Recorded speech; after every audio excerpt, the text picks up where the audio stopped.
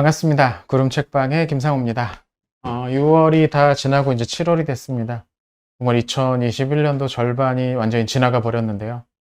그래서 비가 많이 오고 있죠. 제가 영상 촬영하고 있는 오늘도 지금 비 굉장히 많이 내리고 있고, 이번 주 내내 지금 비가 계속 오고 있는데, 다들 비 피해 없이 조심하시기 바랍니다. 이렇게 비가 많이 올 때는 뭐 밖에 나가기가 좀 그렇잖아요. 어디 놀러 가기도 그렇고 비가 다 젖으니까. 그럴 때 뭐 하면 될까요? 네, 집에서 책 보시면 되겠습니다. 이럴 때 좀 괜찮은 책, 재밌는 책 한 권 들고서 독서해 보시는 것도 좋을 것 같습니다.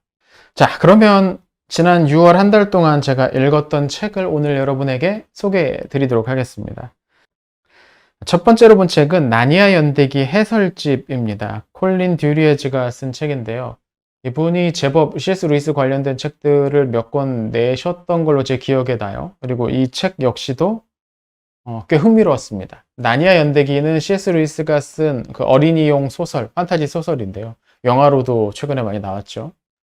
이 책에 관한 해설서입니다. 사실 이 나니아 연대기 해설서는 굉장히 많이 봤어요. 지금 제 뒤에 나오는 이 오른쪽에 있는, 네, 보이시나요? 이쪽에 있는 것들이 지금 다 나니아 연대기 해설 책들이니까 굉장히 많죠. 근데 이 책의 독특한 점은 뭐냐면 이 나니아 연대기에 관해서 가장 멀리서, 그러니까 전체적인 윤곽을 좀 그려주고 이것이 가지고 있는 어떤 문학적 자리, 그런 것들에 좀 집중해서 설명하고 있다는 부분입니다. 개인적으로는 그 부분이 좀 흥미로웠고요. 그래서 여러 나니아 연대기 다른 책들과는 조금 구별되는 면이 있었습니다. 루이스 좋아하시고 또 나니아 연대기 감명 깊게 보신 분들은 이 책도 꽤 재미있게 보실 수 있지 않을까 싶네요. 두 번째 본 책은 중국 애국주의 홍위병 분노 청년이라는 책입니다. 이거 얼마 전에 저 영상으로도 소개해드렸던 책인데요. 최근에 중국에 인터넷을 중심으로 활발하게 활동하고 있는 아주 극단주의 청년들이 있습니다. 이름하여서 분노 청년, 줄여서 분청이라고 한다고 하는데요. 이 사람들이 중국, 위대한 중국, 뭐 이걸 해친다, 뭐 그렇게 여겨지는 사람들이나 단체들 막 찾아가서 사이버 테러하고 욕하고 막 인터넷에 온갖 이상한 영상들, 글들 만들어서 올리고 하는 사람들이래요. 이런 사람들을 지금 되게 이해가 안 되는 모습들이 많이 있는데 이것이 어떻게 해서 만들어졌고 오늘에 이르렀는지 그 역사와 현실에 대해서 차분하게 분석해주고 있는 책입니다.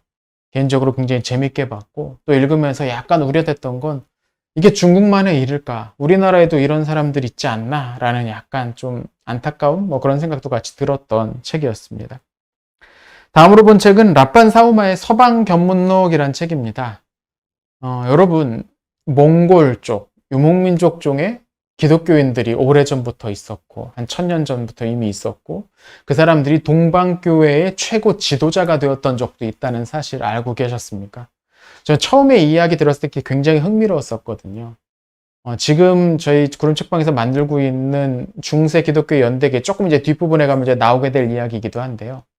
그 몽골 지역, 정확히 말하면 몽골족은 아니고 그 옆에 있었던 그 부족인데 그 유목민족 출신의 사우마라는 사람이 서쪽으로 성지를 순례하려고 여행을 했습니다. 마르코 폴로보다 얼마 뒤였어요. 그래서 그 여행 과정과 동방교회의 그 지도자를 만나서 서방의 교황을 향해서 파견되는 특사가 되어서 영국과 프랑스까지 방문하는 아주 흥미로운 여행기를 옮겨놓은 책입니다.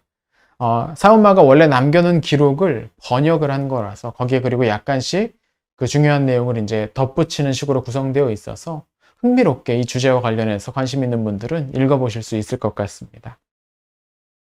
그 다음에 본 책은 포르투나의 선택, 세 번째 책이었습니다. 마스터즈 오브 로마 시리즈죠. 카이사르가 마침내 이제 두각을 나타내기 시작하는 장면입니다. 폼페이우스와 크라수스도 있고요. 이 세 명이 곧 이제 삼두 정치를 형성하게 될 텐데 그 이야기도 기대하게 만드는 책이고요.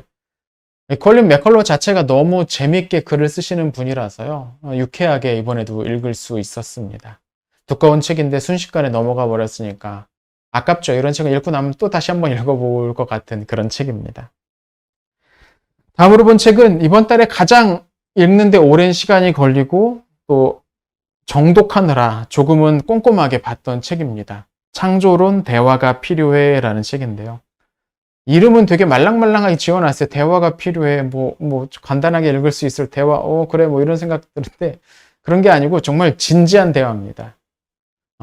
흔히 창조론 하면 소위 젊은 지구 이론, 젊은 지구 창조론, 지구의 역사가, 우주의 역사가 몇천 년밖에 안 됐다, 그런 식으로만 생각하는 사람들만 있는 걸로 아는데 그렇지 않습니다. 창조론 가운데서도 다양한 스펙트럼이 있죠. 그중 하나가 오랜 지구 창조론이고 또 다른 하나는 진화적 창조론이라고 불리는 입장입니다. 이 책은 이 두 가지 입장을 가지고 있는 두 단체에 속한 분들을 모셔다가 남침내교 교수들이 사회에 진행을 하면서 서로 각자의 입장을 준비해 온 것을 서로 읽어주고 서로 대화하는 그런 장면을 만들어 모아서 엮은 책입니다. 그러니까 꽤나 학적이죠. 다들 무슨 교수하시고 연구 오래 하신 분들이 그래서요. 그래서 여러 가지 과학의 영역들, 뭐 생물학이든 지질학이든 다양한 영역들에 관해서 각자의 입장에 대해서 논하고 서로의 입장에 대해서 대화해가는 그런 책입니다.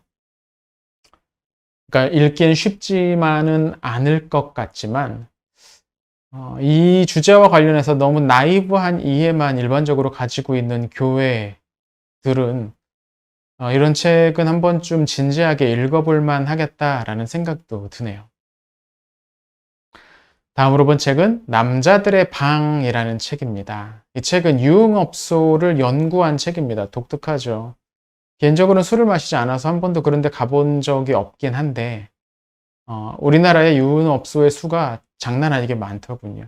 또 하나의 문제는 뭐냐면 거기에서 벌어지고 있는 일상적인 성적인 착취, 성적인 폭력, 성적인 간섭과 침입, 뭐 이런 것들입니다. 이 책의 제목이 남자들의 방인 이유는 그런 곳에서 여성에 대한 어떤 우위를 드러냄으로써 남자다움이 드러나게 된다고 사고하는 어떤 사람들을 비판하는 그런 뉘앙스로 붙여놓은 책이고요. 이 현황과 이 역사에 대해서 또 이 문제에 대해서 좀 더 자세하게 현장의 목소리를 들어보고 싶다 하면 한 번쯤 보셔도 좋을 것 같습니다. 다만 그 현장의 메시지를 조금 넘어서 이 저자가 해석하는 부분에 있어서는 조금 개인적으로는 정말 그럴까? 라는 생각도 살짝 들기도 했고요. 자세한 내용은 제가 쓴 리뷰를 참고해 보시면 좋을 것 같습니다. 자, 그 다음으로 본 책은 예수는 사회주의자였을까? 라는 책입니다. 이 책은 이름 제목에 예수라는 말이 들어가 있어서 뭔가 이게 좀 신앙서적인가? 라고 생각할 수도 있을 텐데요. 그렇진 않고요. 이 저자 자체도 뭐 신학을 공부하신 분은 아니고 기본적으로 경제학 차원에서, 정확히 말하면 아마 자본주의 차원에서 사회주의를 비판하는 내용입니다. 근데 제목에 굳이 이런 것을 붙여놓은 이유는 아마도 어떤 사람들이 예수는 사회주의자였다라고 주장했기 때문이겠죠. 사실 전 그 주장도 되게 나이브한 주장이고 되게 얄팍한 생각이다라고 생각을 하는데, 아무튼 그런 주장이 있으니까 그에 대한 반박으로 이런 책을 쓴 것 같습니다. 저자는 뭐 당연히 사회주의자가 아니셨다 그분은 라고 이야기를 하시는데요. 근데 그러면 자본주의자도 아니셨을 것 같은데 책을 읽다 보면 저자는 아마 그렇게 생각하는 것 같기도 합니다. 자본주의야말로 기독교적인 어떤 가치를 가장 잘 구현하고 있다라고 생각하는 것 같은데요. 그것과 관련해서 생각이 다른 분들도 계시겠죠. 다만 이분이 사회주의를 비판하는 내용 가운데 일부는 뭐 수긍해야 될 부분도 있을 것 같고요. 또 어떤 부분은 지나치게 허수아비 때리기 같은 모양도 보이긴 하는데요. 이 책에 대해서 저는 뭐 그렇게 많이 좋다 뭐 그런 생각은 들지 않았습니다. 뭐 읽으시는 분들은 좀 다른 생각을 하실 수도 있겠죠. 자, 그리고 6월의 마지막으로 본 책은 과학 같은 소리 하네라는 책입니다. 제목이 조금 이것도 말랑말랑하죠. 과학 같은 소리 하네.